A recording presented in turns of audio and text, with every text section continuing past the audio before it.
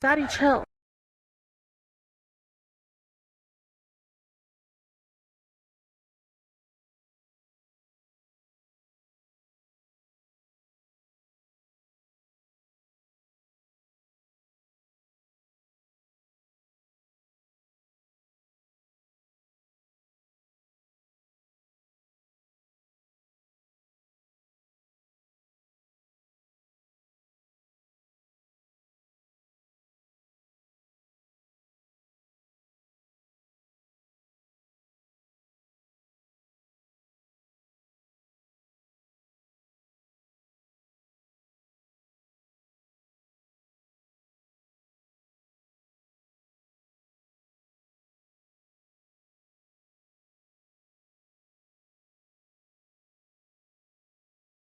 Pornography destroyed my life.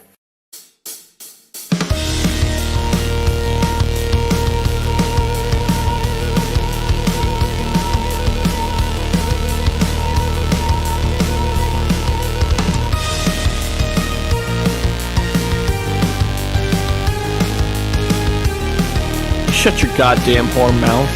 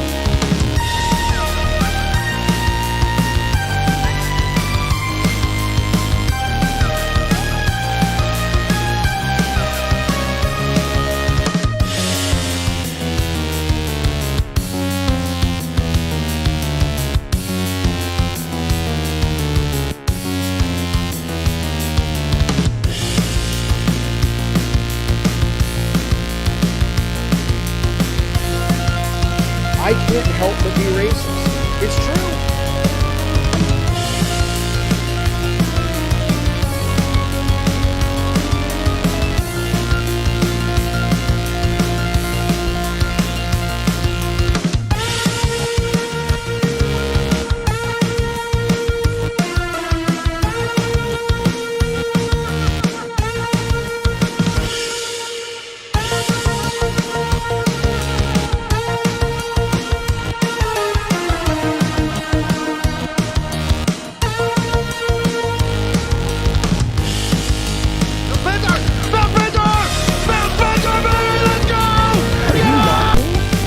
Vomited in the bed.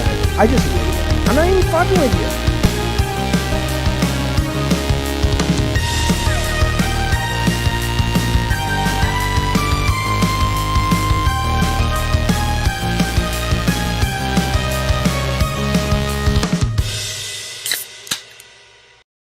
you. No offense, David Jaffe, but that's bullshit. I know. She doesn't like me. It makes me sad. Welcome. Wait a minute. Jaffe is so disgusting for that vomit quote. Well, that was me. I think that's what you mean. That wasn't me just putting the quote up and bringing it to your attention. That was something I actually said because it's something I actually did. Fellas, welcome to Gavin Games for Friday. It's good to see you. Come on now. That's uncouth. If you're driving in your car, drive safe. I appreciate you being here. Whatever it is you're doing, be safe, have fun. Welcome to your weekend. I appreciate you spending the kickoff of it with me. We have a lot to talk about today, fellas. This is there's some crazy things we're going to discuss. And we're going to start that right now. The first thing I want to tell you, obviously, we know that the Xbox showcase was yesterday. We're going to talk a little bit about that. But before we get into too many details about that and some PlayStation announcements they made today, I want to sound all sad there. My voice went down. They made today. I want to tell you about, a lot of people have been talking about Uncharted and Tomb Raider and this should have been third person, and we'll get to that. But I'm an old guy, right? So what I think of is, of course, Raiders came first, but I'm almost certain this was 82, right on the heels of Raiders Lost Ark. There was a game out, which was a classic for its time, probably still is a classic. You know it, you love it. It was called Pitfall, right? You guys remember Pitfall Harry? I almost worked on one of the Pitfall Harry games. After Mickey Mania, Activision called me and Mike Guillaume, my design partner, over and said, hey, you guys want to do Pitfall Harry in the jungle? We were tempted. I don't remember what it was that made us stay at Sony, besides Sony just being a great place to work at the time. But anyway, though, so Pitfall was one of my favorite games. Pitfall 2 is actually a fucking amazing game, and it's staggering. It fit on an Atari cartridge. But Pitfall 1, if you haven't played, is very simple. Side-scroll left to right. You can get a couple of different vertical, sections of the level. You swing over alligators. You jump over spiders or scorpions. There's no combat or anything. And you may not know this. You might, though. Back in the day, Activision had patches, and that's what you're looking at right now on your screen. So the idea was, and this is actually the inspiration for the calling the phone number in God of War 2005, is these are like achievements, right? But they were real fucking patches. So if you did a certain score, or if you did a certain achievement, the way it worked is you took a picture of your television screen and you sent it to Activision, and they would send you a patch. And these were real fucking things, and they were real fucking cool. You can see them here, detail. I don't think I ever got one because I wasn't very good. But look at that. I mean, this is a nice embroidered patch. You could get there was probably 100 of them based on pretty much every game they ever put out. Those days are long gone, sadly, but there you go. Now, here's the reason that's on my mind, though, is so if you go to the Pitfall instruction manual, which I have right here, this drove me batshit because basically here's what it said. They did an interview, or kind of here's the designer of the game, David Crane, who I gave an award to at DICE one year. Great guy, nice guy. He's just talking about Pitfall and giving you some tips and whatnot. And then at the end he says, if you can find any writing material deep in the jungle, drop me a line. I'd love to hear how you and Harry are getting along. Well, let me tell you something, Linda. Me and my buddy Michael, who live next door, we spent an entire summer thinking this was some kind of Ready Player One clue that would get us something really special, because they already says to you on page 4, if you scored 20,000 points or more, take a picture, we'll send you a Explorers Club membership emblem. Fine. But we thought this was going to be a lot more special. We thought David Crane was going to call us at home. We didn't fucking know what it was. This is back when I'm telling you, this is Activision right when a bunch of these guys split off from Atari before it became the Bobby Kotick thing that is now, thank God, in the hands of Microsoft. But anyway, there you go. I just thought that was interesting. We spent forever looking for that. And when I finally asked him, I think I did ask him, or I asked his Gary Kitchen, one of the guys he worked with. I forget which one it was. But I asked one of those guys, I told them the story. They said, yeah, no, what we meant was, if you see something cool in the game, like a bug or something that you just think no one's ever noticed, write us, let us know. That's what they meant by writing material. And me and my friend Michael were searching for scrolls that somebody had written on, and we were looking for ancient tomes and all kinds of bullshit. And it wasn't anything as exciting as that. But I mean, this is back in the day. There were puzzles that were in games that were like that. It's not like today where little Atreus solves them for you in 5 seconds flat. Back then, it was a puzzle. Sometimes you'd have to go to the goddamn library to figure out a fucking puzzle in a video game. It was awesome. I loved it.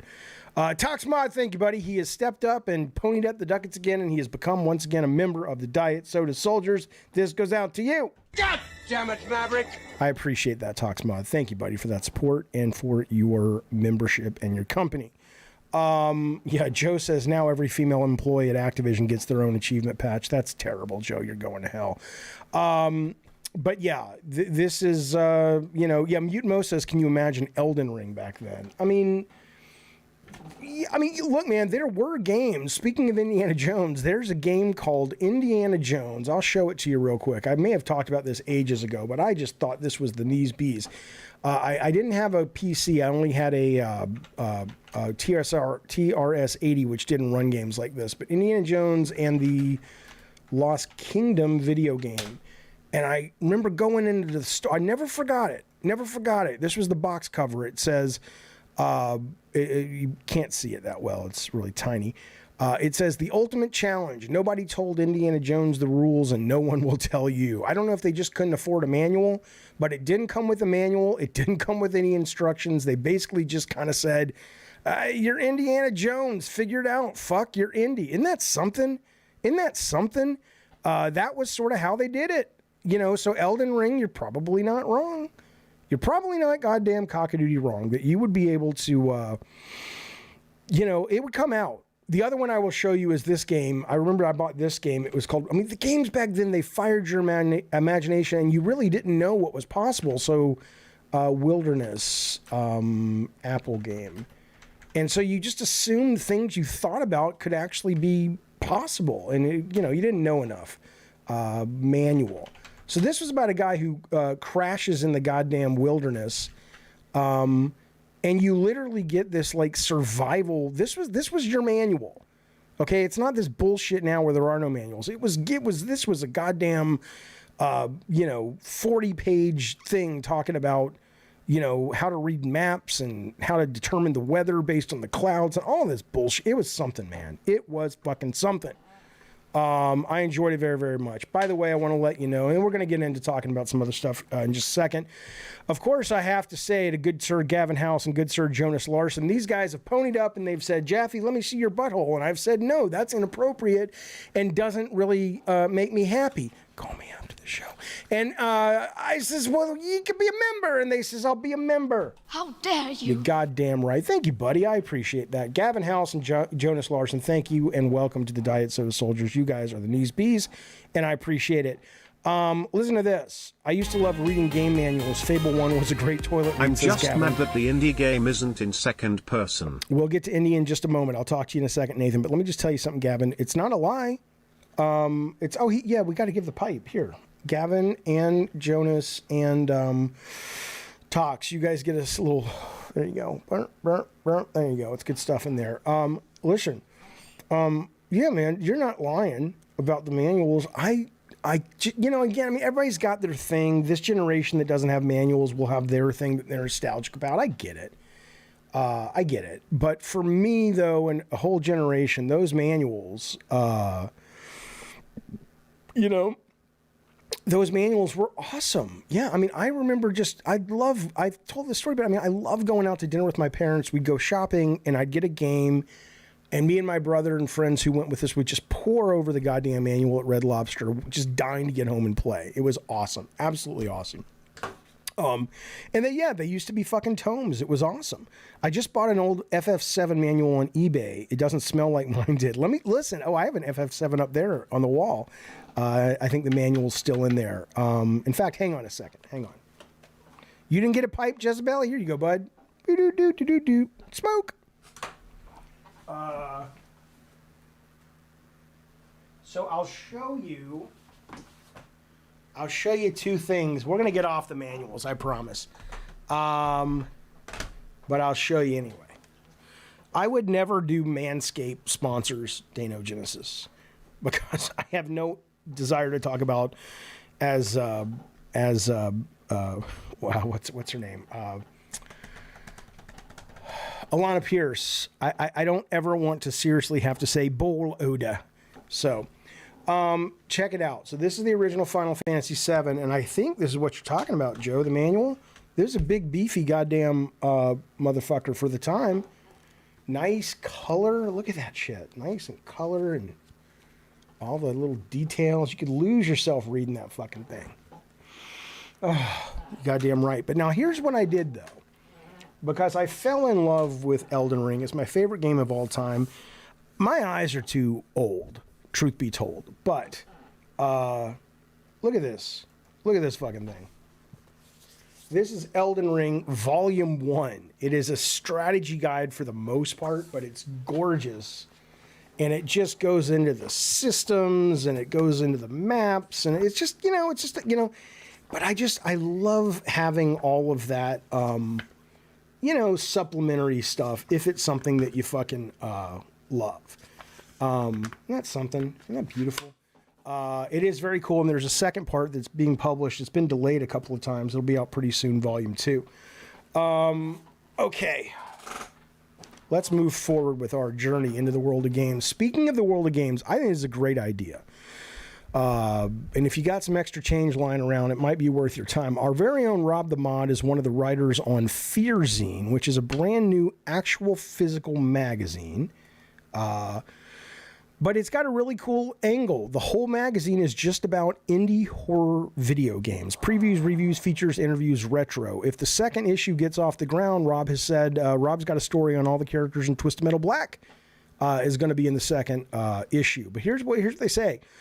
They're going to be talking in the magazine developer spotlights, horror game censorship, original creators of classic horror games, AA game horror reviews, tons of previews of upcoming games you haven't heard of yet. I love this shit. I fucking love this shit. I love horror games, and I love indie and AA horror games. A whole magazine devoted to it. So I will be throwing some ducats to the Kickstarter. These guys have a sister magazine that's a retro magazine about boomer shooters and FPS. So I don't know anything about the is it all going to be physical? I know there will be a physical copy, but I don't mind getting it digital. So that's happening right now if you're curious. And I'll put a link if you want to peruse their Kickstarter, which just kicked off today. So there's still time to get in early in the chat below. All right. Here's what I'm playing, but something has happened. God, this chair is so squeaky. I was on Colin's show today. We did like a 3-hour constellation, had a lot of fun. And every time I move, though, I got to get some WD-40. This fucking thing squeaks like a goddamn rocking chair at Cracker Barrel. But here's what I've been playing. But a new game has come along to get me excited that I've been playing today, and I plan on playing all weekend. Elden Ring, I've been playing a lot of. I'm making some progress in that. Call of Duty, I'm getting into the multiplayer more, and Spider-Man 2. But I think this weekend, I will be totally focused on this new game that we'll talk about in just a little bit. I need you to get on that summon sign, Jaffe. What is that? Oh, you mean their new show, Jay Styles. Oh, yeah, if they ask me. I got an invitation to go. I was on with Mr. Matty Plays today and on Constellations, and he said, oh, you should come on Defining Duke. And I'm like, I'd love to. I'd love to come talk to the Xbox boys. So maybe after that, I'll clear the hurdle and I'll be able to get up on their new show. Prince Persia, Gavin? No. But I love Prince Persia. I love the demo anyway, and I plan on playing it. But I'm really trying not to play anything new, but I couldn't really help playing what I played today because I was curious. And then after my curiosity wore off, I just was like, oh, this is really fun. I don't really want to stop playing this. So we'll talk about that in just a second. Thank God it's Friday. I don't know. I've never believed in Friday. I mean, if you have a job that you hate, sure.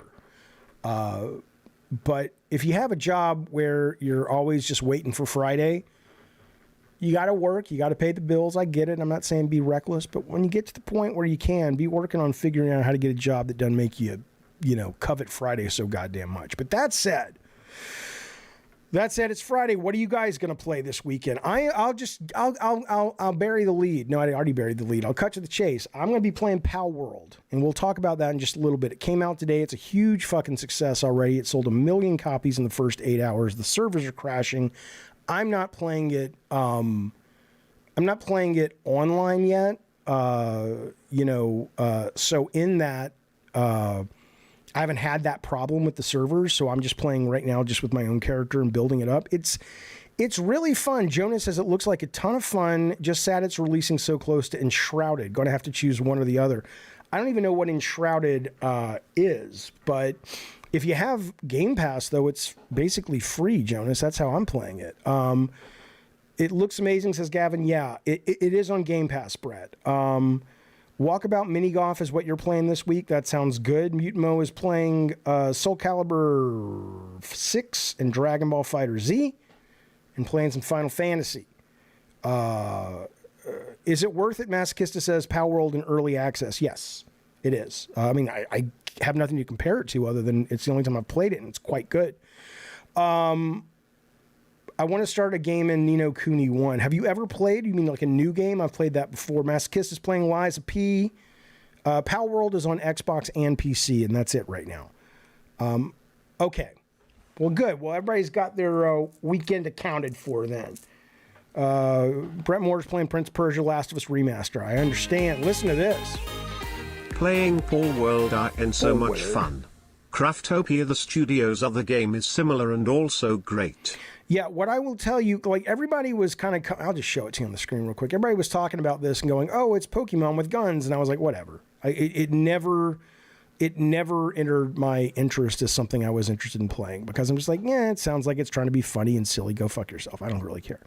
And I'm not a big Pokemon guy because I missed it. My generation fucking missed it.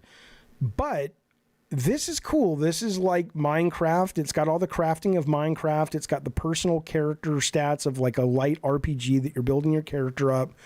And it's got the ability to capture these guys. As I recall Pokemon, and I'm sure it's evolved since then, but the last time I spent any time with Pokemon, when you captured those guys and you wanted to fight with them, you threw them at enemies or whatever, and it opened up like an RPG fight, right? But this is not that, and that may have evolved. That may be, it's like Jaffe, they haven't done that for 20 years. I don't know. But what they do here, though, is, yeah, you've got creatures running around the level, and you can throw your enemies at them, and they'll help you build bases, or they'll help you attack enemies, or they'll craft shit for you while you're busy collecting items, and you can carry like 5 or 6 at a time. It's pretty cool. It's pretty fucking cool, man. I don't know if I'll be playing it forever. I don't know if I'm going to be bored of it in 2 days, but so far, I dig it. And it sounds like it's so successful. But one of the reasons is because, I guess Pokemon, people who came up with Pokemon are, not doing a lot of innovation. And the kids who were kids when Pokemon ruled the roost still does, but when it first came out are now adults, and they're like, hey, it's nostalgia for us. So I get why it's so popular. But like I said, it's free on Game Pass. Give it a shot. Brett Moore bought the Balls game. I like that game. That's a really good game. It's called Bangin' on Balls or something on Steam. Quite good. Quite good. Yeah, Bookster says Craftopia, the studio's other game who makes Palworld, is also great. Yeah, I haven't played that, haven't even heard of it, but I will tell you that so far Palworld is living up to the hype. Nathan Nielsen has been a member, thank you, buddy, for 7 months over at the Diet So Soldiers. He says, I'm mad that Indiana Jones is not in second person. Okay. You old ragamuffin, you. Let's talk about that, because people are upset about this. I don't get it, first off. Now, I'm agnostic in religion. I'm agnostic when it comes to consoles. I just go where the fun is. That's my job. That's my fucking job. In terms of as a human who likes entertainment, I don't mean I'm paid to do that. I love games. I don't really care. Just like with perspective, I see people getting really, not upset, maybe some of them are, but I see people complaining a lot that Indiana Jones is first person, which is honestly what I wanted anyway. And again, I'm not saying they're wrong. Maybe there's a large percentage of people out there that get really sick playing first person games. Maybe that's what it is. But there seems to be a lot of people that seem very vocally annoyed by the fact that this game is a first-person title. And I'm like, okay, well, first off, if it was... Machine Games has come out and said, well, it's a first-person game because that's really our wheelhouse. That's what we know how to do really, really well. And I'm sure it also fits. My initial knee-jerk was, I hope it's first person. So I'm sure there are people who want it to be first person, but people who are like, but I want to see Indy. Why? I don't understand that. I don't understand that. It's like... Goalpost has to be moved, Jaffe. If that shit was one PlayStation, we wouldn't be talking about this. We'll talk about that in a minute. But I bring it up though, not because I want to force somebody to play it, Wayne, but more because I'm curious about, like, do you really care when you buy a game if it's first person or third person? Like, I mean, that's never crossed my mind as a player. I don't, and I play on PC and console, so I have the controller and the mouse keyboard, but I've never thought about it. I'm just like, okay, this is a first person game. Oh, there's a third, what do I care? I mean, but that may be, so Mr. K says, yes, I care. Why do you care? I don't mean you're wrong, but like, how does the game affected for you in a way that changing that perspective makes you care what perspective you're playing at? And I also have to say the thing with Tomb Raider and Uncharted is not so much that, people are like, oh, they don't want to be compared. Maybe they don't. And I don't have a problem with that. If Microsoft is like, look, fellas, we don't spend the same money because our stuff is Game Pass, so our stuff will never look that good. I don't know if they're saying that. But okay, as long as the game's fun, what do I care? But beyond that, I've played Uncharted before. I've played Tomb Raider before. If it was just a reskinned Uncharted with Indy, who wants that? Go get that on a goddamn mod on the PC. I'm less likely, says Mr. K, to buy a first-person game. I'm not as good or comfortable on controller with first person, but for Indy, I like it for sure. Yeah, I don't really, I mean, if you have a hard time moving around the space, I get it.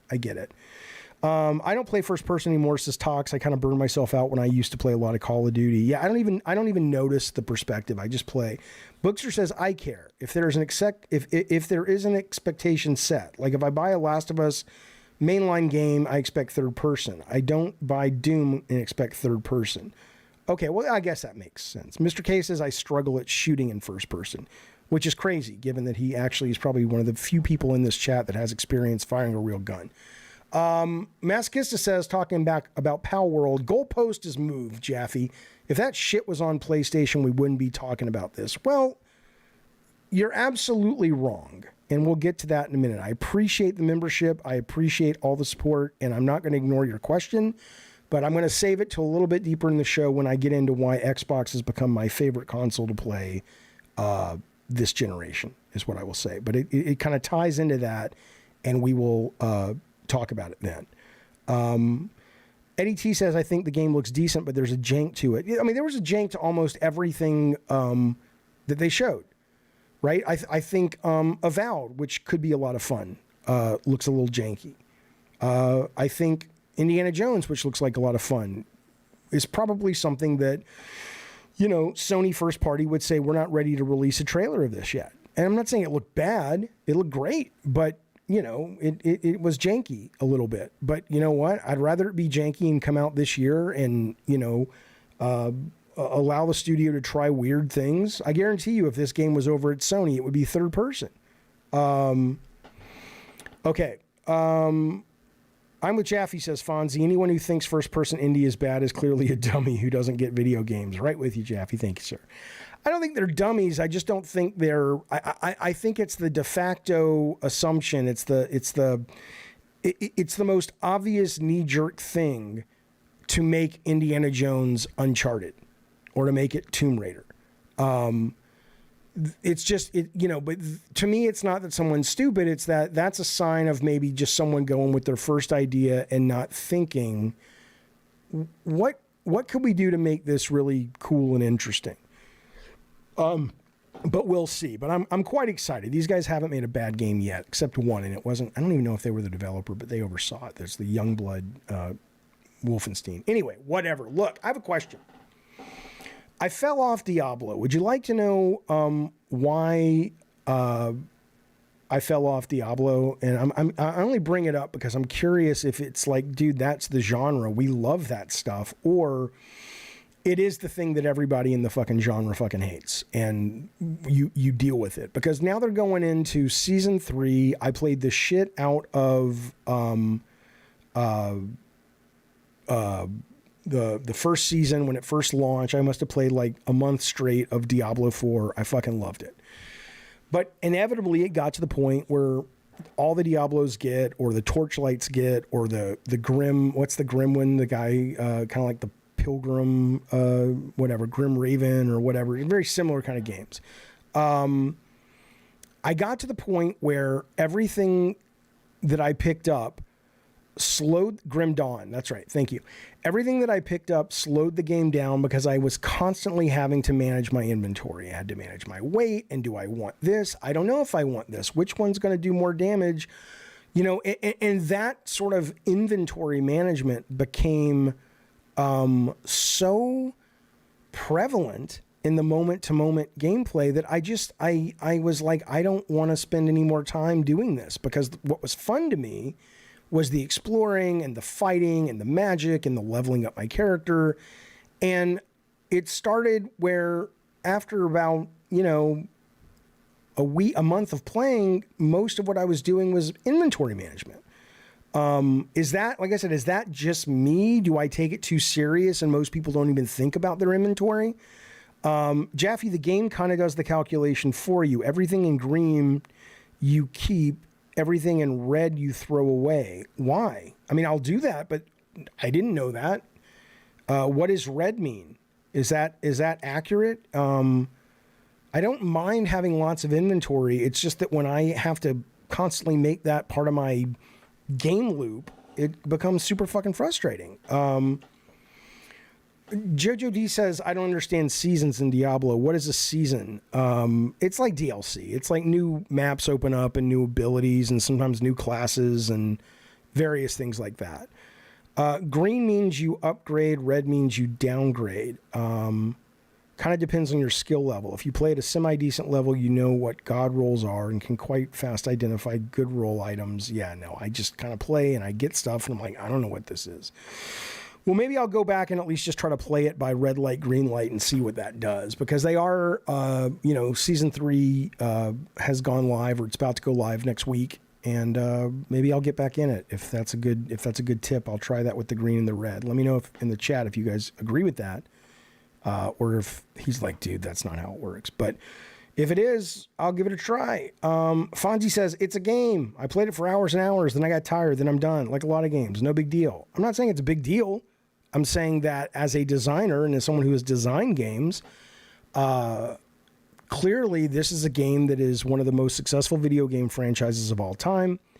And my question becomes, is that aspect of the game loop something that it's like, yeah, Jaffe, people love that? Or is it like, no, everybody fucking hates it, and we've kind of figured out the red-green thing to get around it, is what I'm asking. Okay. But again, I played it for a month. I loved it. So let's move forward. By the way, just so you know, we have ourselves a Patreon now. I'm not asking you to sign up for it. I'm just bringing it to your attention. The Jaffe Stream membership over at Patreon, I'll put it down here. The reason it exists is just because some people have said I don't want to pay Google, or where I live, I'm not allowed to pay Google. I don't understand that, but that's what they tell me. So right now there's only the God of War tier on there, but if you sign up for it, I'll get you parity with all the stuff we have on YouTube. Wanted to let you know. Okay. Oh, yeah. Fonzie says, oh, this damn infinite inventory. I wish I couldn't carry so much stuff. Hey, if I had infinite inventory, I would be thrilled, but I don't. And if I had things that didn't mess up with my weight and I could walk without being encumbered, I'd be thrilled. Okay.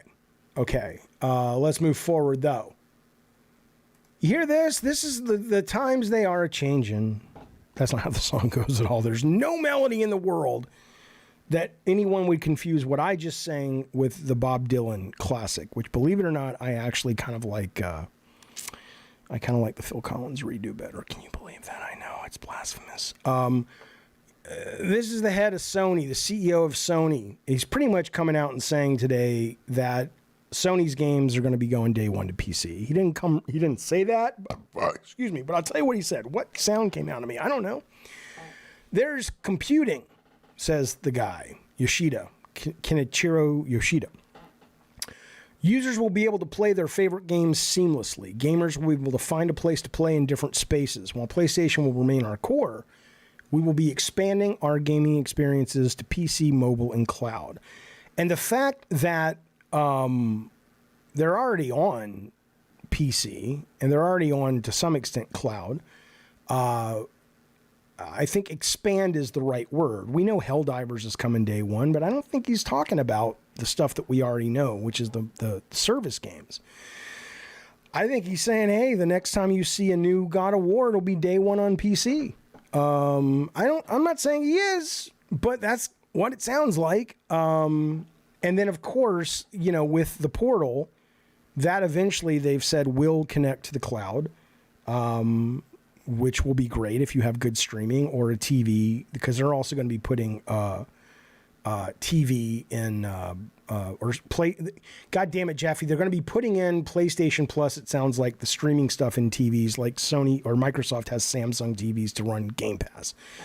I think it's great. I think it's wonderful.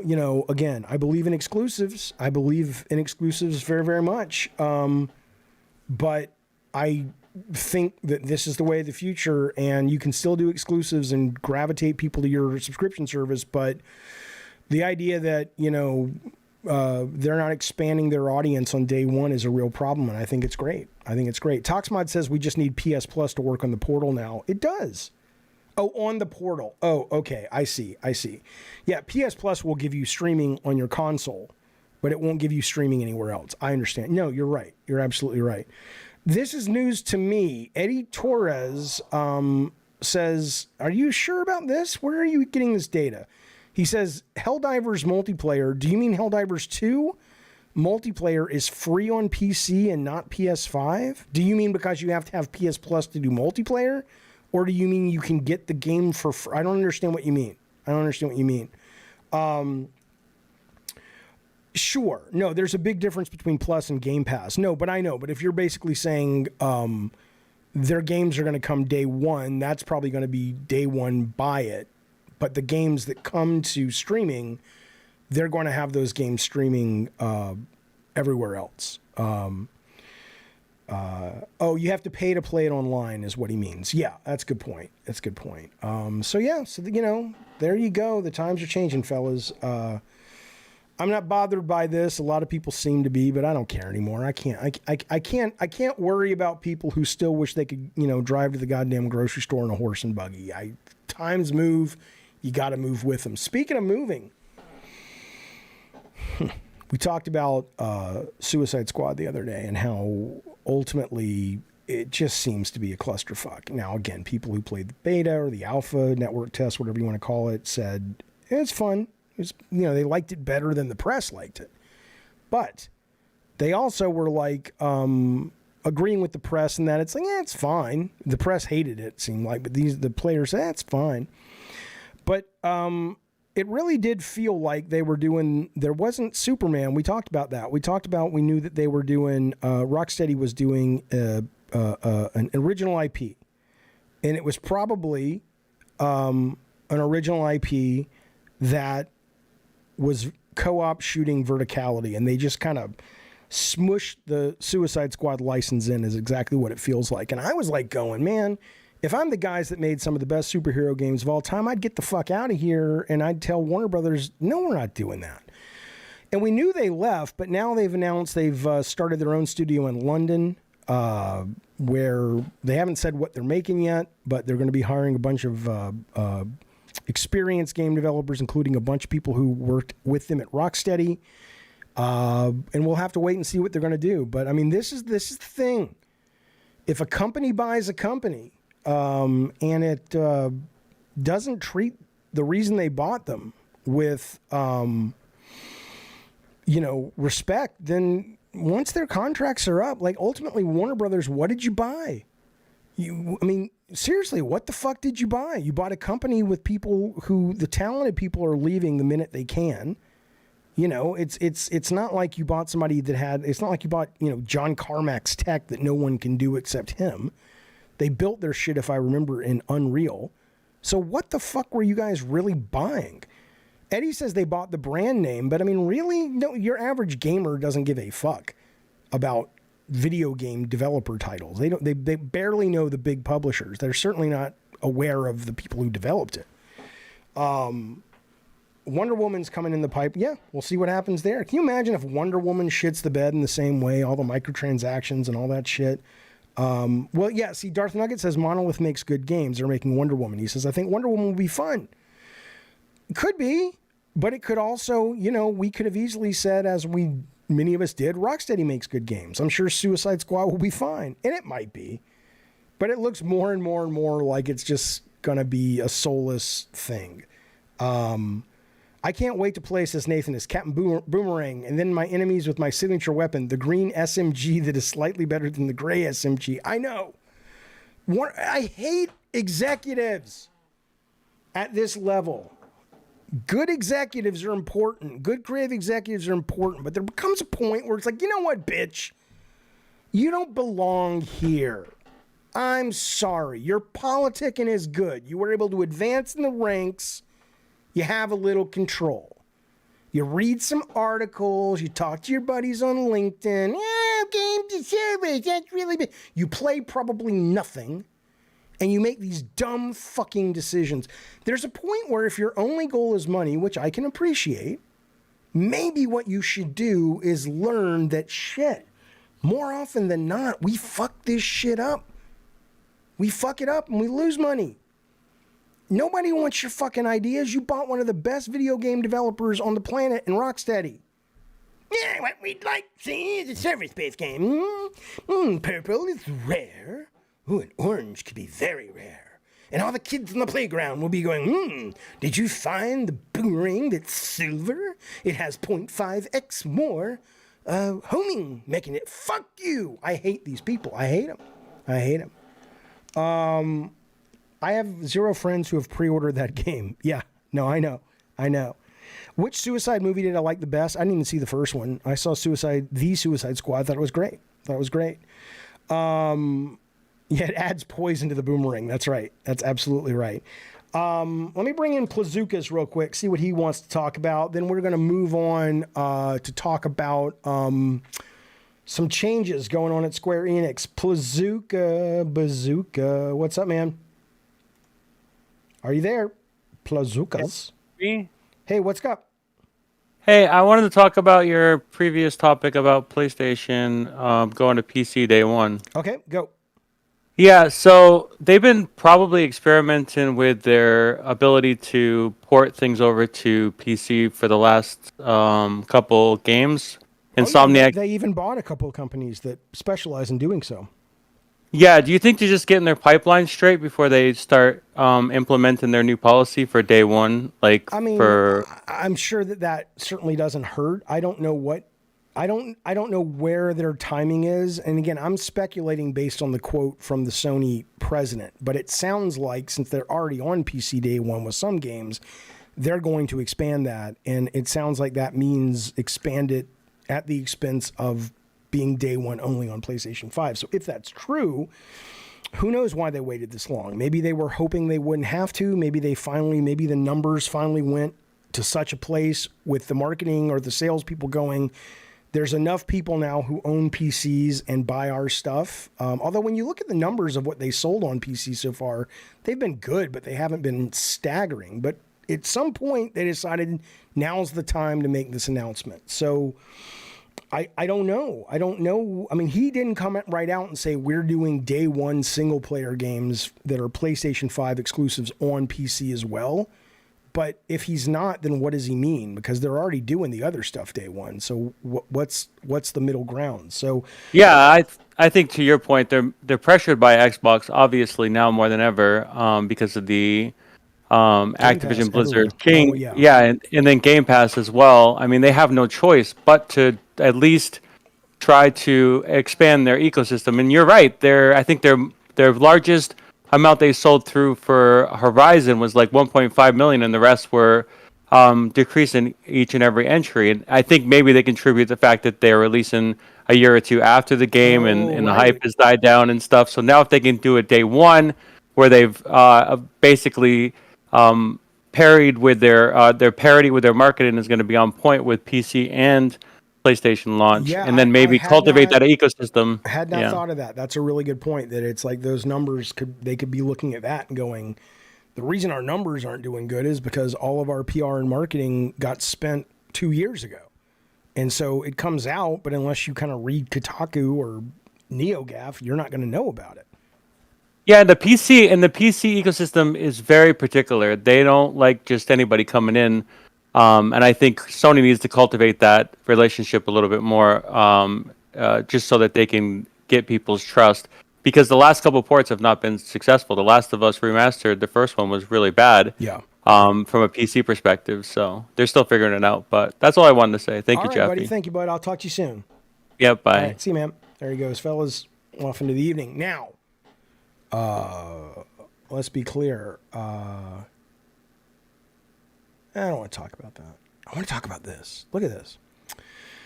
So, Dragon's Dogma is coming out in February or March. I think it's February. I'm excited for it. I've never played Dragon's Dogma, but 2 sounds great. One of the things there's a lot of things that excite me. The classes are starting to look pretty cool. The Trickster class, IGN did a walkthrough the other day where, you know, you were making fake walls and fake floors and sending the enemies falling to their death because they thought it was a real floor. It was really, really cool stuff. But the pawn system, you know, is exciting. We've talked about that before, where it's like you create your own pawns and you give them abilities and all that, just like in the first game. And then and they have personalities. They'll have more personalities this time around. I was watching the director talk about it last night. And so they're going to be richer than they were before. And then not only can you use them, but you can put them online and your friends can go journeying and adventuring with people that you've created. And I got nothing other than just, hey, imagine this. I'm not saying this has happened yet, but I remember that heartwarming but also macabre story of the kid whose dad died, but he left behind, not intentionally, but the ghost data of his, I think it was a Sega Rally game on the Dreamcast. Maybe it was a different game, but it was a racing game with ghost data, was left behind. And so this kid, even though his dad was long gone, he could still sort of play against his dad. And I always thought that was really, really cool. And then I started thinking that would be cool if you make a pawn in Dragon's Dogma 2. And, you know, let's say it's your dad and he dies. And it's like, okay, that sucks. But you could still go adventuring in this game with this AI construct that your father created, or that you helped him create when you were but a wee lad. I think that kind of shit's really cool. And I would absolutely, I don't know. I like that idea. I like the idea of leaving behind digital artifacts. So even when we're long gone, it's like, that's kind of like playing the game with Jaffe. Fuck you, Mr. K. You're going to hell. Addie Pie says that's weird. Yes, that's because you live in a bubble, because the world, Addie Pie, has told you what is acceptable and what is not acceptable, and anything out of the norm, instead of looking at it like a potential adventure that will change your life and change the course of the universe, you look at as evil and wrong and bad, and you choose to close the blinds, shut the doors, stay inside, and hope you die before anybody actually hurts you. Let's move on to the next story. Dun, dun, dun, dun, dun. I want to let you know, tomorrow, I will be on Mavizzle, one of our Gods of War. I will be on Mavizzle's podcast, Three Daddy Podcast. I still don't know what the fuck I'm going to be talking about, but you can find it right here. It's not live. They'll record it, and then it goes up later.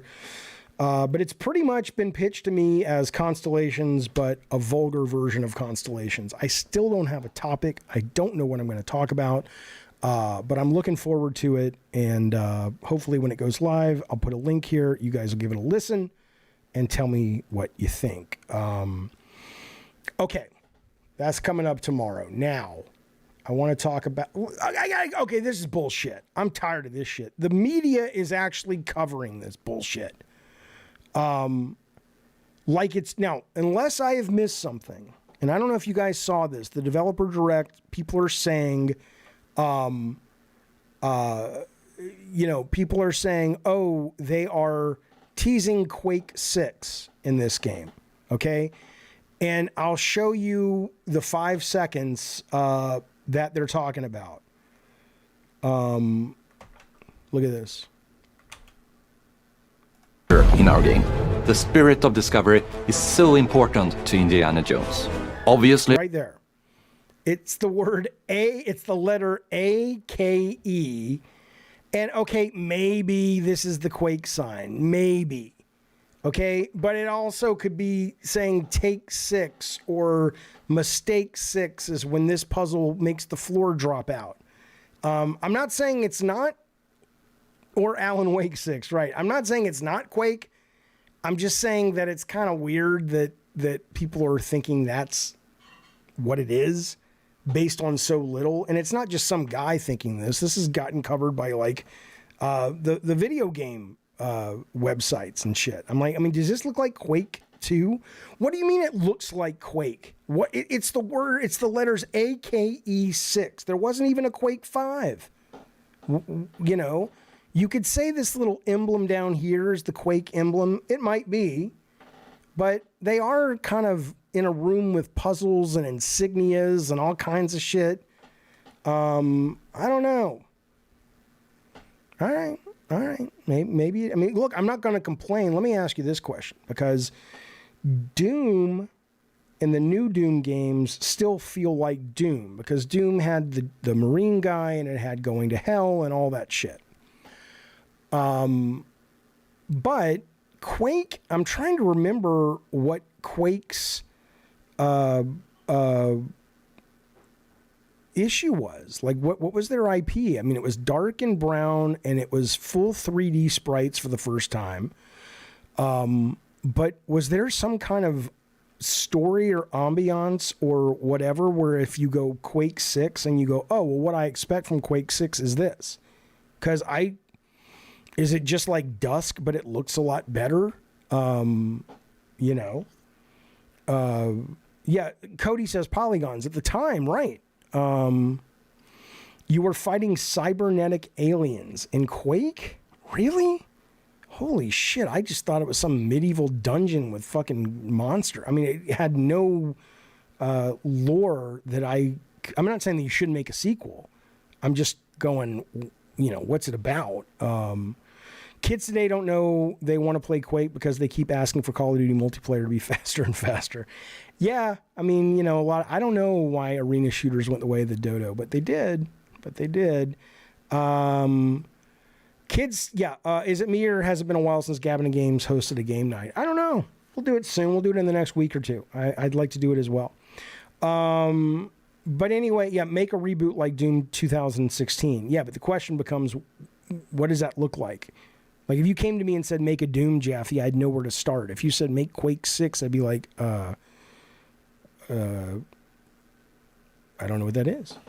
Now, you know, if you're talking online, I don't think they're going to be trying to bring back arena shooters. Hell, I'm surprised to learn that fucking Doom Eternal has online. I've never even played it. Is it good? Jaffe, do you know Randy Quaid? Of course, the actor. Randomly came across his Twitter, and his pinned tweet is a spitting image of you. I don't know. Let's go see. Shitter's full, Clark. Randy Quaid Twitter. Let's see what he's got. That's a spitting image of me. This guy? Yeah, okay. I don't mind. Okay. I don't know how to respond to that. Listen to this. This pissed me off. So yesterday, I posted a video about the Hellblade 2 direct that was part of the 4 or 5 direct. Look at his pins. What's a pine? What is it? What? Look at his what? Oh, right here. Oh, okay. Yeah. Yeah, I could see that. Kind of like me or Freddy Krueger. And I posted this fucking thing. Hey, Mr. K's mom is there. He says, Jaffe, say hi to my mom, but be nice. She's in a super bad mood. That's because you're a kid, which means she's being a real cunt to me. Well, you know, fuck her. I mean, look, you're a goddamn grown-ass man. What the fuck are you doing living, you know, with her anyway? You're a fucking soldier. You go make your way, bitch. That's what I would say to you. She has a right to be upset with you. But Gavin House, thank you for that Jaffe, super do chat, you know buddy. of a Randy Quaid? I Randomly came across his Twitter the other day and his pinned is a spit of you. He's a spitting image, governor. Oh, it's Shabbat dinner. Oh, I see. Blow out the candles just to piss her off and run. But hello to Mr. K's mother. How ashamed you must be. Listen.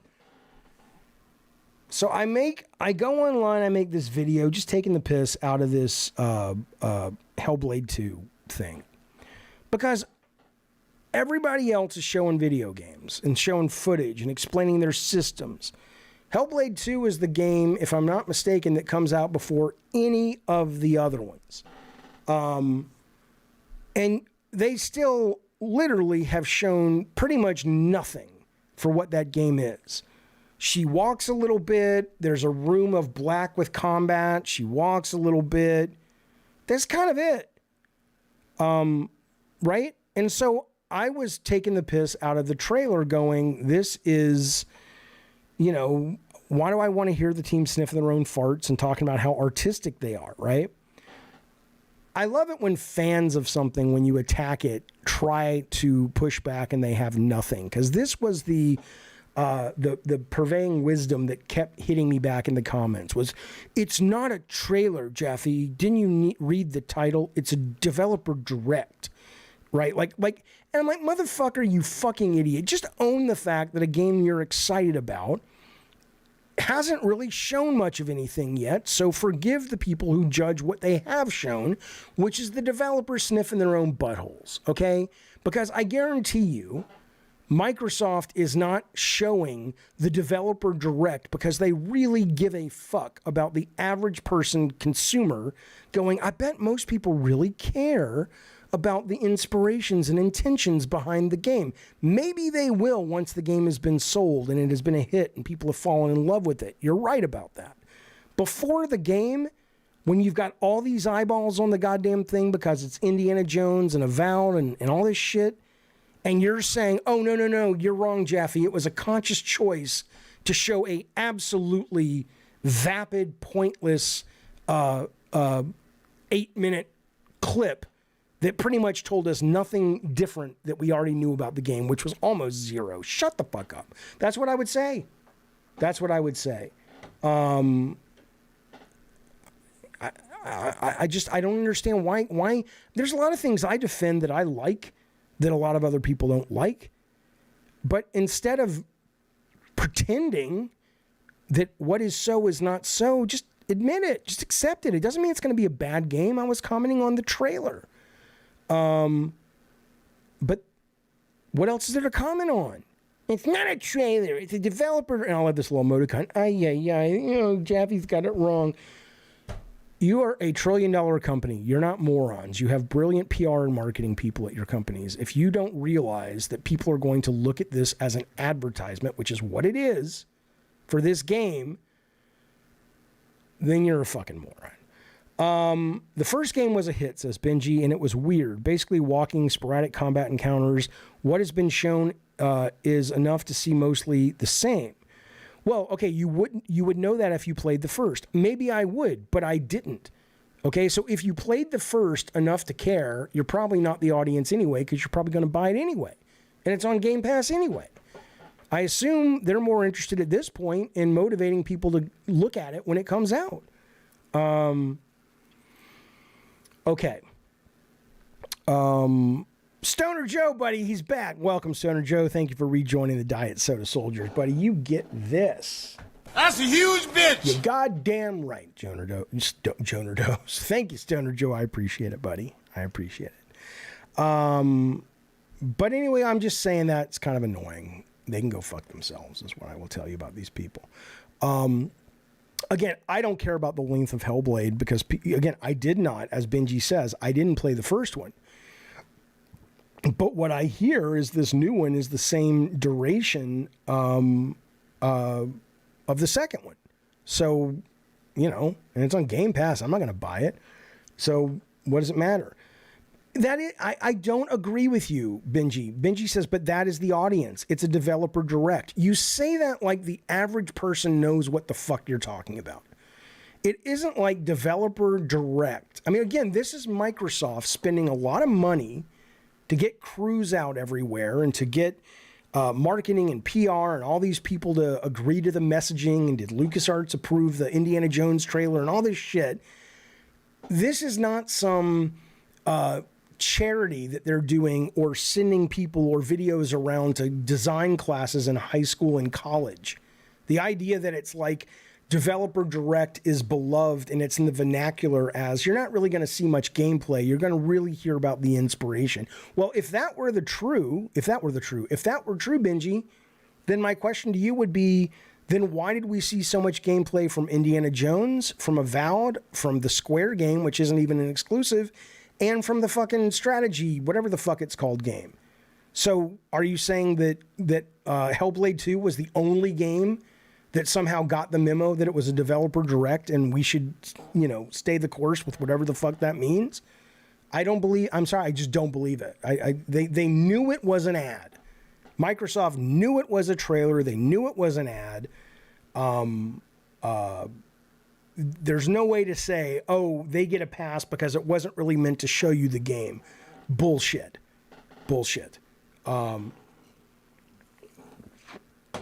If they had something big to show, they would have, says Eddie. Again, I'm not uninterested in the game.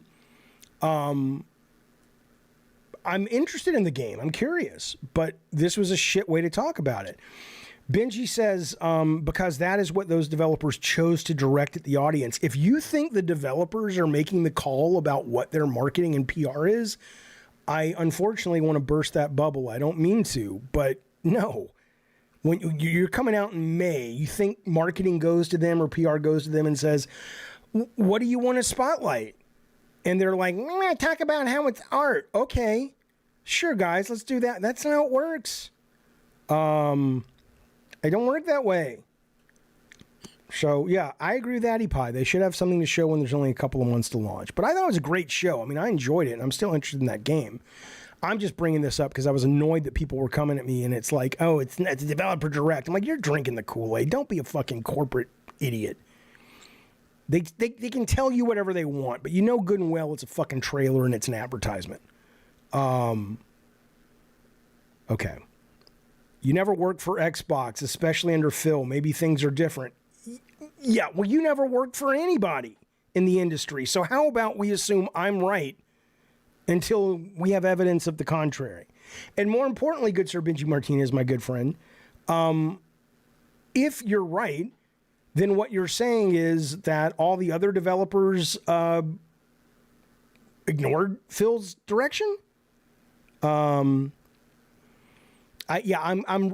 sorry, buddy. I don't buy it. It sounds like you're making excuses. Now, I could be wrong. I have an open mind. I'm open-minded to go, and you could be right. I could be wrong. But logic dictates at the moment that the game that is closest to coming out, which is Hellblade, would have enough to show, especially when they're getting into systems of other games. You would think that it's like, well, geez, if Avowed's going to talk about their combat and weapon switching, and Indiana Jones is going to walk us through, it has puzzles and it has this kind of combat and it's got the whip, you would think, Benji, that Hellblade would do something. But that said, though, again, I'm not knocking the game at all. I'm interested. I'm very, very interested to give it a play. Okay, let us move forward. Palworld. Oh, you can't even see that, can you? I'm sorry, fellas. I'm sorry, Benji M. So we talked about this. I'm excited for it. I'm looking forward to playing it a lot this weekend. Maybe I'll go online and play it with some people. But this is ultimately, and the reviews have been, it's early access, but the reviews have been really, really good. Palworld's a Frankenstein monster of ideas, mostly inspired by Nintendo's franchises like Pokemon and the recent Zeldas. However, it feels like a refreshing take on the survival genre, says G Infinity. With the only issue being an overwhelming and lengthy core game loop that may discourage some players. Early access score 80. It's getting 80s, 85s. These guys didn't like it. Attack of the Fanboy, but they gave it a 50. But most people, this get 85. It's exciting. And I've played it and it's good, right? So whatever. Enjoy it, don't enjoy it. But I bring it up as it relates to, honestly, three very, very, hang on, where did that go? Three very, very important things. I'm going to fuck it up. I've already fucked it up because I can't find it because it's over here. God damn it, Maverick. God damn it, where did it go? Oh, I'm an idiot. I'm on the wrong page. Jaffe, some days you can't fucking make it work, can you? Gods of War, thank you, fellas. Heavenly Skull, Cody Thompson, Lee Perez, Rotten Tanuki, Zach Procrastinates, Alex Plox, and Big Bad Eddie Torres. Thank you, guys. And Mavizzle. Mavizzle should be up there as well, but he's up here right here. Thank you guys for supporting the show and really kind of helping me get this thing off the ground. I sure do appreciate that, fellas. Everybody give a pickle tickle to the Gods of War. They are the shite. Thank you, fellas. But yeah, that's kind of where we're at. That's why I wanted to bring it up as it relates to why I'm vibing with Microsoft more this generation than ever before. Let's just I broke it down. I broke it down into a couple of little things, little moments and experiences I've been having lately. One is Palworld. I'm not saying Palworld's Game of the Year or anything close to Game of the Year. But it's really fun, and it's the shit, and everybody's playing it this weekend, and it's crashing servers, and it sold 1 million copies in just 8 hours. Their ear is to the ground. It is to the train tracks. They know what is going on in games, okay? This week, we had Indiana Jones, which most people were happy about. We had Avowed, which, depending who you ask. I was excited about it, but I don't care about the graphics and jank, but if you do, whatever. But we had Avowed. We had the Hellblade, right? We had the strategy game, and then not that Mana's only coming to Xbox, but it's the first time that game's coming to Xbox. That's pretty cool. Then you wake up the next day, and it's like, hey, here's this fucking game that suddenly is the hotness. You want to play it? Not only can you not play it at all on PlayStation, but it's free on Game Pass, and it's on PC. But what's PlayStation got? Oh, they just put out a remaster of Last of Us 2, right? I'm not knocking my friends at PlayStation. I love Spider-Man 2. I'm looking forward to Wolverine. Loved Returnal. They're the best first-party company in the world, maybe, depending on Nintendo's output of a certain year. Okay, so keep your shit together. But you got to admit, this generation, whether or not they're successful or not, they are the most exciting console. They are trying the most unique things. They are offering the most value. They are experimenting and then seeing Sony try to play catch up, whether it's day one PC, like we talked about earlier, that the Sony CEO announced today, or mostly announced today, or PlayStation Plus.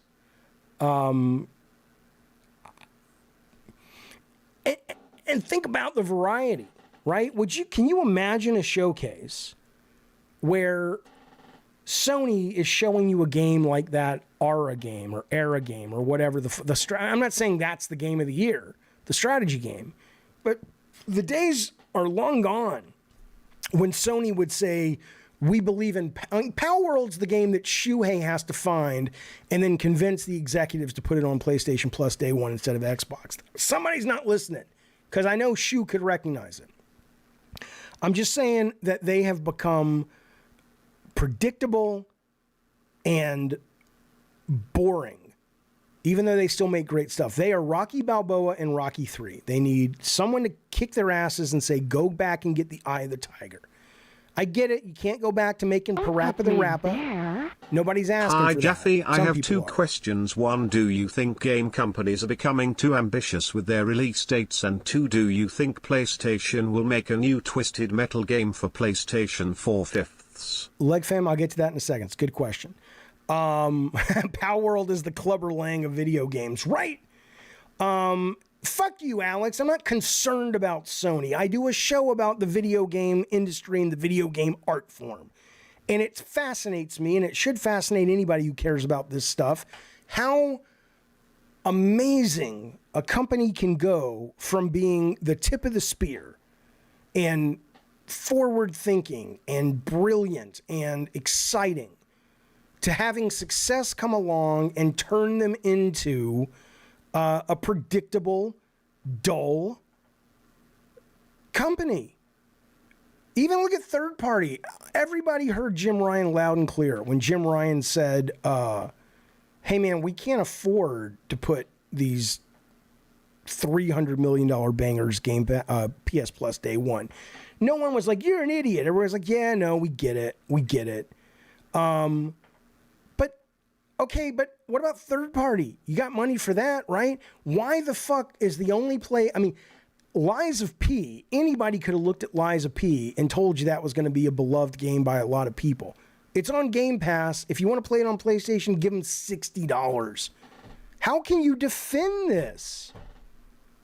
Right? I'm not saying throw your PS5 away. I was playing it last night. All I'm playing right now, other than Palworld, is and Sea of Stars, are 3 PS5 games. They're not exclusive. Well, one of them is. So don't get all babyish about it. I'm just saying that practically, if you were an investor, wouldn't you look at this and kind of go, what are they doing over there? You know, what the fuck are they, I mean, I'm asking you, literally, I'm not trying to sell you on an idea. I'm asking you, what are they doing over there that you're defending? When you've got a weekend of the biggest game that's free, you just had a showcase. When's the last time Sony gave you much of anything? Oh, Ronin's coming. And Stellar Blade. Maybe it is. Maybe it'll be great, but nobody's gonna give a shit about that. Stellar Blade. It's not like, you know, I love Devil May Cry. This is like a poor woman's Devil May Cry, it seems like, and Devil May Cry was never a huge seller. So I'm just saying, you know, and then Sony today, when you got all this shit happening and they come out with a remaster of a game that came out years ago? Fuck you, Addy, by capping so hard. I'm offering analysis. Just because you don't like what I'm saying, that has nothing to do with anything. They just gave us an entire DLC for free for Ragnarok. Yeah, I'm not saying that's bad, but, you know, it's a rogue game. It's repetitive. It's great, though. I enjoyed it. I'm not knocking that game at all. I liked it. But, I mean, you know, why can't you just have a conversation with you fucking people? Addy Pie. Why does it always have to... Why don't you take this personal? I'm talking about the industry that I love. I'm talking about the industry that I worked in forever. I'm talking about the industry and the art form that we cover. You should not say those bad things about the company I love. Idiot. Idiot. Yeah, you people, Wayne B. That's right. Yeah. Eddie T, they do. They have some good third-party again, but that's ridiculous. The fact that you cannot count on Sony, PlayStation, to come to the table with first-party exclusives that excite the fuck out of you, and instead you're leaning on, well, they've got some exclusive third-party games coming up. I'm not saying you're wrong, but that isn't acceptable. And if you think it is, then I'm glad you're not running Sony, because I guarantee you the people there don't think it's acceptable. Death Stranding 2 means nothing to most people. Nothing. Final Fantasy Rebirth, okay, fine. I mean, again, that's debatable depending on who you ask, but I'll give you that one. Stellar Blade, Foam Stars, Rise of the Ronin, I'll believe it when I see it. I'm not saying Stellar Blade or any of those will be bad, but the idea that you're naming those like, hey, those are pretty fucking exciting, right? No one's caring about those for the most part. Sony could stand to surprise their users more. I'd like to see more AA. Absolutely, Cathal. That's all I'm saying. That's all I'm fucking saying. Bloodborne was not a paid exclusive, though. Bloodborne is a Sony-owned IP that they funded. And yes, it was second party, but these guys are talking about third party. And you guys, again, I don't care. I can't keep explaining it to you guys. I just can't keep explaining it. I mean, I'm not saying you don't understand it. I can't keep trying to convince you that I'm right. You either agree or you don't, or you're somewhere in the middle. There's nothing I can do about that. But I'm telling you, as a player of all the systems, Xbox continually surprises. Every week, look what's coming to Game Pass. Here's some games we're making. Look who we bought. I understand Avowed may not look great. And I will give you this, Eddie T. If your main reason you play games, or one of the top reasons you play video games, is because you want the best graphics in the world, then you are absolutely right. Stay the fuck away from Xbox, because Xbox first party, whether they don't have the ability, the management, or the money, or a mix, cannot compete with Sony by a long shot. All you have to do is look at Avowed. Avowed, I don't think it looks like a Kinect game, but visually speaking, it's very underwhelming in terms of animation and combat, in enemy design. Absolutely, I agree with you, 1,000%.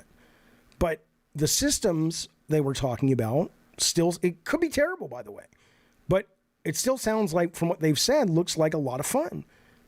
Just like Wasteland 3. Wasteland 3 is a game you're not going to write home about the graphics. A 3/4 inch, mostly isometric-ish RPG, but it's fucking awesome.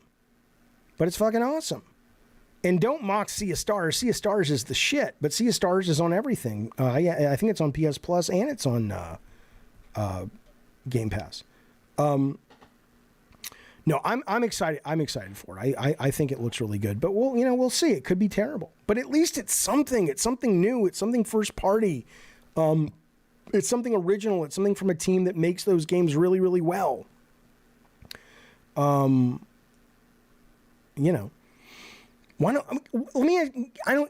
It's so weird to me, because people who consider themselves fans of Sony, and I consider myself a fan of Sony, but somewhere along the lines, people got confused that being a fan means you can't complain, that you just have to be a fucking bootlicker, and anything they do, you have to say is great. Right now, they're getting their asses handed to them by a much more exciting company. They just are, in my opinion. Last generation Xbox was a piece of shit. Maybe it will be again next year.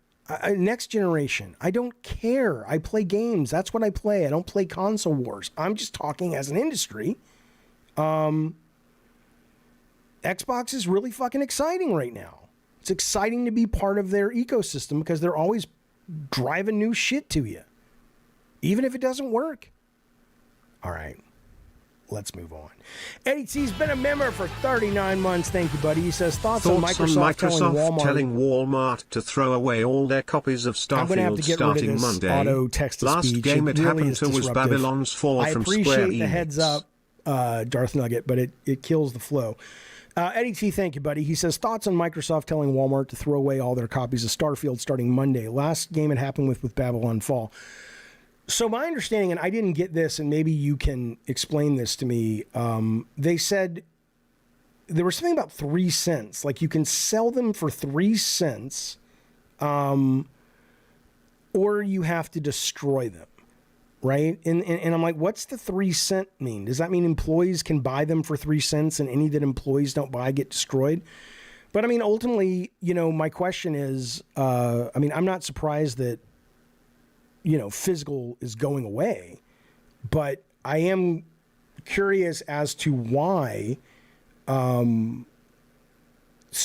instead of going, we're getting rid of all of our Xbox games on Monday, we want to clear out those shelves because they're not selling, blah, blah, blah. But why Starfield? And why not a bunch of other Xbox games that probably don't sell either? That I don't understand. And Microsoft is saying, throw them away. Don't send them back to us. So let me ask you this, Eddie. Have you seen any analysis of this by people online saying, oh, well, this is why it's happening and happening to that game?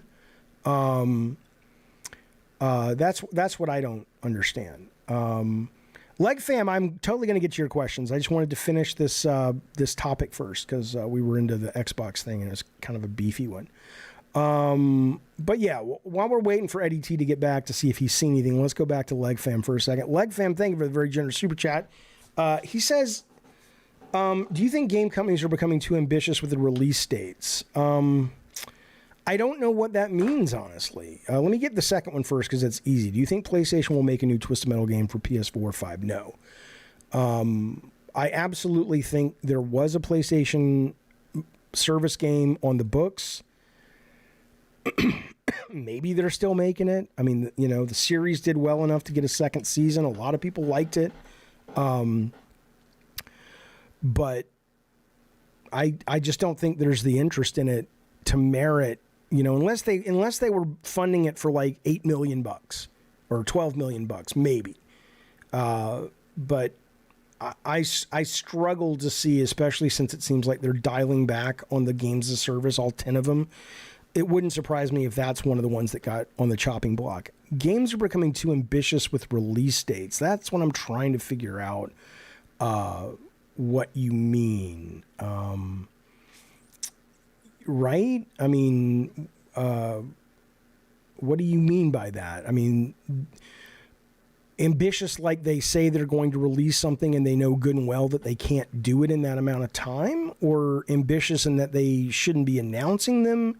I don't know. I don't know what you mean by that. But I mean, certainly a great example is like, let's take Avowed, right? Let's say Avowed is a great deal of fun. But it is going to ship being janky-ish, right? Not as bad as what some of you guys are saying. But let's say Avowed ships, and it's never going to look anywhere close to something like Horizon Forbidden West, which is probably the best looking video game ever, if it's not Ratchet and Clank Rift Apart. You know, I think the play is on most people thinking visually, if it's good enough and it's really fucking fun, let's double down on the really fucking fun. Because doubling down on the production value gets you to a place where you can't sustain. But Nintendo doubles down on the fun, not the production value, and look where they are, and look where Sony is. Well, Sony's number one for now. And look how little shit they have coming out. So I would say that maybe some of the companies are starting to learn, hey, let's not do that. Let's not extend these schedules to 5-6 years. That's kind of ridiculous when you think about it.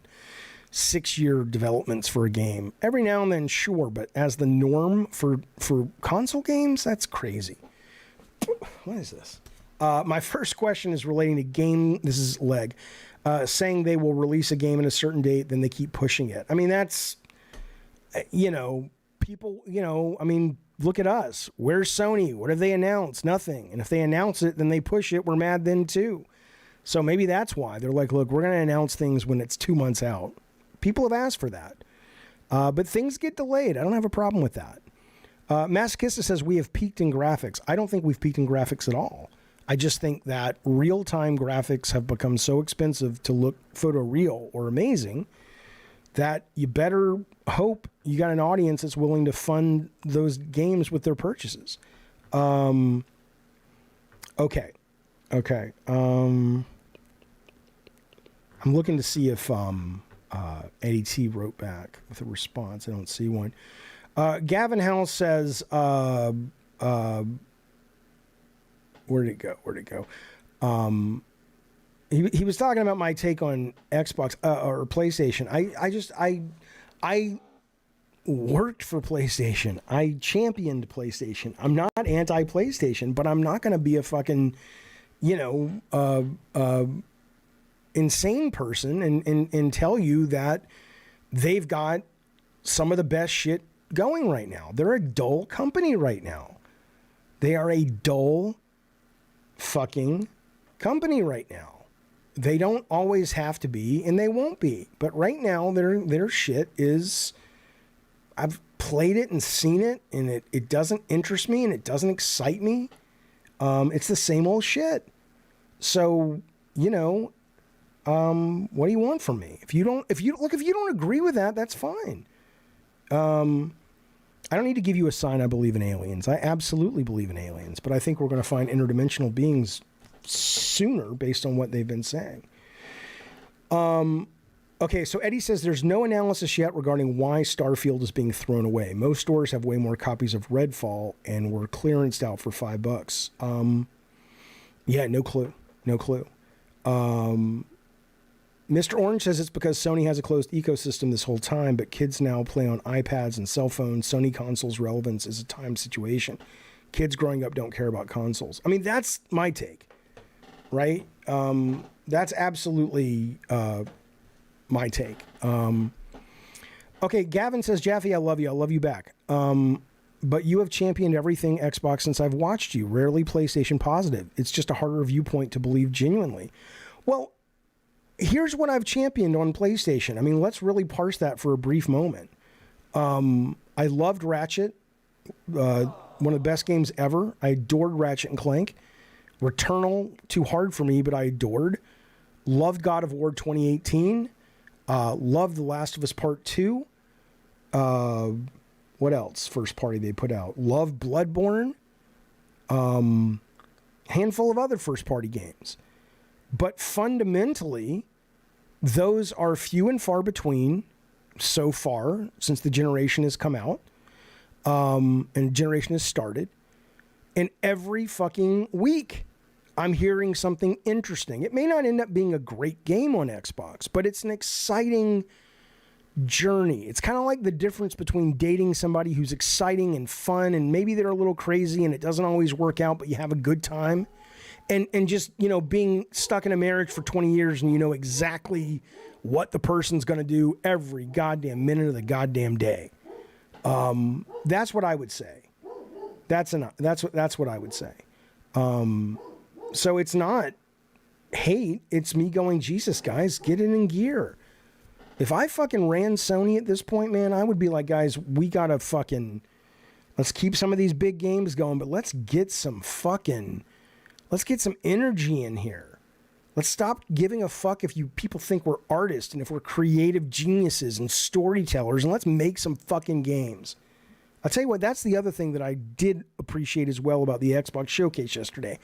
Even if a lot of those games do not sell and are not even good or great, they're games first, right? No, every single one of those games could be filled, except Hellblade 2.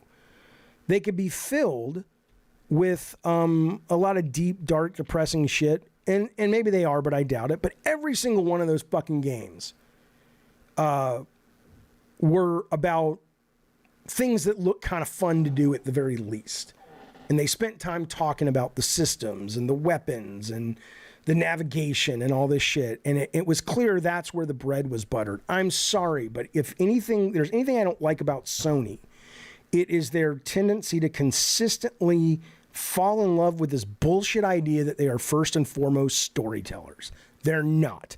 They are first and foremost game makers. And the sooner they get over that ego problem, that they can't just accept they make wonderful things called video games, which do have stories, the better they'll do, is what I'll say. And fuck you, don't tell me they're the number one. They're number one because of momentum. If all things were equal and they were coming out today and you didn't know what PlayStation was or Xbox or Nintendo was and you were just looking at the software, you would go, the Sony software looks fucking amazing. It looks fucking amazing. But they don't put out a lot of stuff. And then that may be enough for you. That may be what, drives your engine, whatever. And you would, you would be correct in saying that because that's what drives you, is what excites you. Good for you. But not for me, baby. I like games, man. I can watch TV. I can watch movies if I want to watch stories or read books. So, I want some creativity back at Sony. I want some chance taking back at Sony. I want Scott Rhodey and Shuhei Yoshida at the helm of what gets greenlit. I'm tired of all this bullshit. I'm tired of all these committees. I'm tired of all these people there having to approve this and approve that. I'm tired of the executives not playing video games and not knowing that most kids don't give a fuck about console anymore. I'm sick of it. They're stuck in 2012 and it's going to fucking hurt them. Remaster. That's your big release this week, boys. Welcome to the PlayStation ecosystem. If you liked it before, you're going to like it again because it's the same goddamn thing. Also known as reheated fucking food in the microwave. Leg Fam, thank you for the super chat. He says, I feel like there's a lot of things Sony could do to make a fun and enjoyable Twisted Metal game. If they kept the cost down, I think you're right. The trick is you got to keep the cost down. You got to accept the fact that not every game has to be the best looking fucking game in the world. I feel like there's a lot of things of Sony could do to make a fun and enjoyable Twisted Metal game for the new masses. I agree. But again, it's budget. PlayStation has released more than a consistently higher standard over. There's no doubt, man. That's what people understand. I'm not saying Xbox makes better games. They don't. But they make more varied games. They make more games. They put them out more often. They do more deals with third parties to get games to us sooner. And they give us value for our money. Sony absolutely makes better games. 100%. Maybe they always will. But what's come with that is a conservative, stodgy, stratified, concretized company that just feels tired, is what I will tell you. I don't know what you're listing, Benji. You can't list those as Sony games. Alan Wake, no. Ragnarok, sure. Spidey, sure. The Quarry was not exclusive. Until Dawn was. Turismo, sure. Sifu was not exclusive. Elden Ring was not exclusive. You're listing a bunch of things, some of which are exclusive, some of which are not. So I'm not sure what you mean. But it's all subjective. So do with it, do with it what you will. I mean, look, it's just my opinion, man. Here's what else is my opinion. My opinion says it's 6:30. That's not an opinion, that's a fact. I know. But what that means, though, fellas, is it is time to head off into the goddamn sunset for Friday Cabinet Games. I will be doing some kind of streaming. I'll be streaming tomorrow. I don't know what. Maybe it's games. Maybe it's game night. Maybe it's Good Morning Gamers. I'm not sure what we're doing tomorrow, but there'll be a stream, of course. And I hope we'll see you there for it. And I hope you enjoyed the combative, passionate discussion. It doesn't matter to me what you play on. I have opinions. That's what the show is. Hopefully you get a sense that you get to be heard on this show as well, either by chats or by Discord. And, so hopefully that, you just know we're arguing about something we all love very, very much. In the meantime, though, Palazookas, if I get on Palworld this weekend multiplayer, I'll let people in the Discord know and see if anyone wants to play. Meantime, you too, Captain Crunch. You guys have a great weekend. Be safe. And maybe I'll see you online. If not, I'll see you Monday for a brand new Good Morning Gamers. Be well, motherfuckers.